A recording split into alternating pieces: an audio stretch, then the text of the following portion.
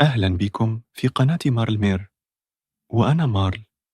قبل ما الحلقة تبدأ حط لايك واشترك في القناة وابعت الفيديو لأصحابك، ويلا نشوف إيه اللي حصل في سهرة بنات.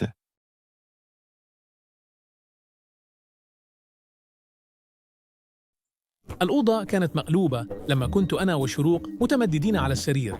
أهالينا مسافرين في أجازة نهاية الأسبوع، وكنا مصممين نستمتع بحريتنا لأقصى حد. سهرنا نلعب لحد آخر اليوم.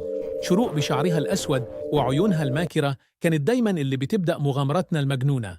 ممكن كفاية لعب أحكام؟ فاكرة اللي حصل المرة اللي فاتت؟ العبي يا نيفن، احنا بنتسلى. ضحكنا وكملنا لعب، كل شوية نعلى بصعوبة الإحكام. وسط ما كنا بنلعب جت رسالة لموبايل شروق. شافت الرسالة وابتسمت. مش ده الراجل الغريب اللي في الجيم بتاعك؟ قلبي اتقبض لما سمعت اسمه. صاصة دايما كان بيخليني أحس إني مش مرتاحة. عيونه على طول عليا في الجيم، ودايما بيحاول إنه يتكلم معايا. هو غريب. بحس إنه بيتعقبني، دايماً بيظهر في أي مكان أكون فيه. طب نلعب معاه شوية؟ نعمل له مقلب؟ ترددت. كنت عارفة إن صاصا مش حد يتلعب معاه. مع ذلك الابتسامة المعدية لشروق خلتني أهز رأسي مترددة. ادتني التليفون مفتوح على رقم صاصة. صاصا عامل إيه؟ أنا نيفن. لسه بعت رسالة لصاحبتي لأن أنا عملت لك بلوك. يا مجنون، تخيل إننا كنا بنتكلم عنك. لا، وكمان شروق معجبة بعضلاتك. كنا بنشوف صورك على إنستجرام. إحنا في البيت عاملين حفلة. عايز تيجي الحفلة معانا؟ الرد جاهي على طول، وكنت قادرة أحس بالحماس في كلماته. سأل عن مكاننا وإذا كان يقدر يجي. كان خليط من المقلب والخوف اللي بيكبر جوايا. ها أنت غبي. كنت بهزر معاك، ما بطيقش أشوفك. بطل تمشي ورايا. قعدنا نضحك كتير. بعد ساعة كنا تقريباً نسينا المقلب، وبدأنا نتعب ونحس بالنعس. كنا بنفكر ننام، بس فجأة سمعنا صوت تخبيط عنيف على الباب. قلبي دق بسرعة. روحت أشوف الباب وأنا خايفة.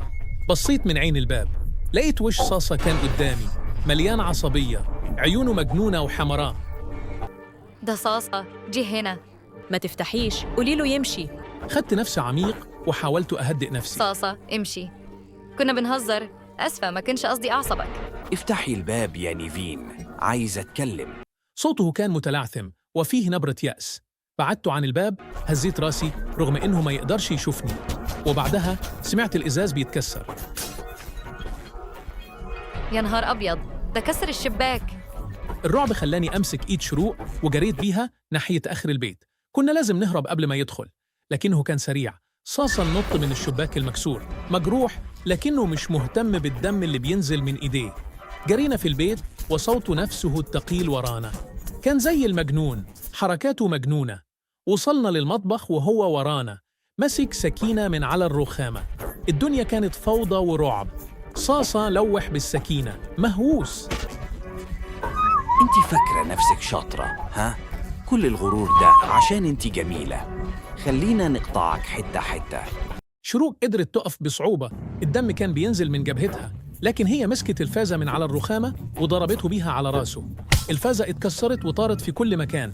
صاصا اتهز لكن استعاد توازنه بسرعة، وغضبه زاد. لوح بالسكينة على شروق وجرحها في ذراعها. صرخت، مسكت ذراعها والدم بينزل منها.